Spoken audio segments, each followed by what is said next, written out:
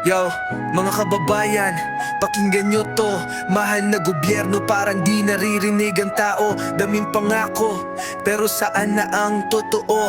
Puro reklamo pero di pa rin natututo.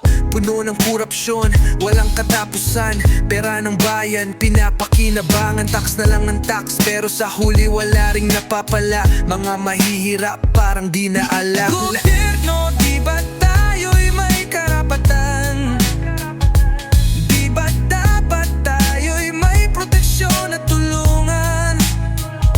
Walang silbi kung ang serbisyo'y laging alanganin.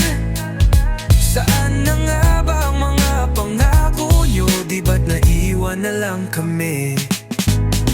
Pero ni isa walang resulta, puno ng politika, pero wala namang pakinabang. Laging may utang na hindi kayang bayaran. Habang sila'y nakaupo, tayong mga tao'y nilalamo ng gutom. Mga leader puro sana all, pero tayo'y naglalakad sa puting kalsada. Hawak ang pangarap pero lagi nang nauurong. Sinong magliligtas kung sarili lang nila ang iniintindi? Hindi ba't bayani ang mga naghirap, di yung mga nagpapanggap na magiting? Gobyerno, di ba tayo'y may karapatan? Di ba dapat tayo'y may proteksyon at tulungan?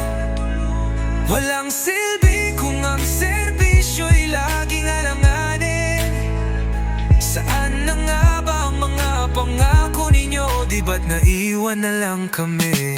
Walang malasakit, puro mga ma-answer. Puno ng promisa pero never natutupad. Saan na ang pagbabago? Saan na ang respeto?